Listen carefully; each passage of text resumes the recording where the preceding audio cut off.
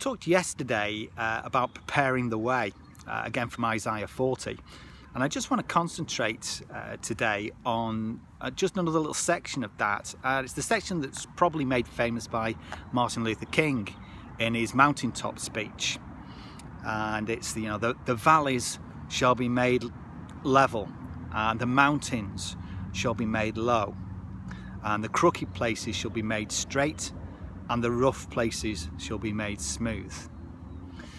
Now, he was talking about it in terms of the civil rights movement and the freedom movement for African Americans.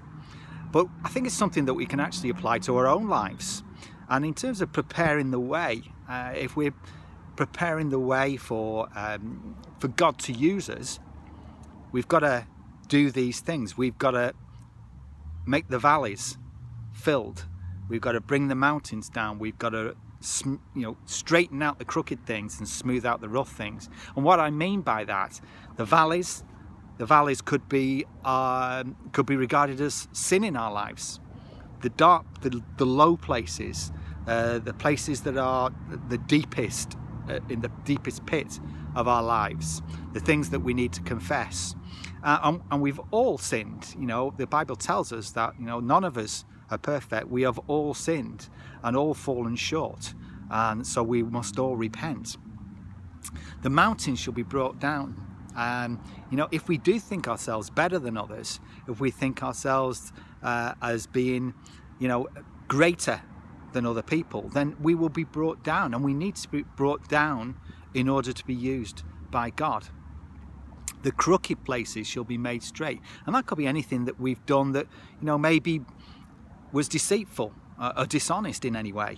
And again, it's we confess it. We've got to put it right. Going to make sure that what we're doing on a daily basis and the way we live our lives is not in any way dishonest or deceitful. And finally, the rough places shall be made smooth. That's like, if you like, the sandpapering over the finished work. Not that we're finished work, but smoothing off the rough edges. And that could be anything. That could be lying. That could be temptation. That could be the things that we're watching, the things that we're doing. It could be lies. It could be gossiping.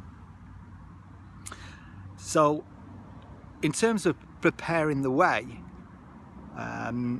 God's telling us in this passage, I believe you can actually interpret this passage in a way to say that God is telling us that we've just got to put ourselves right.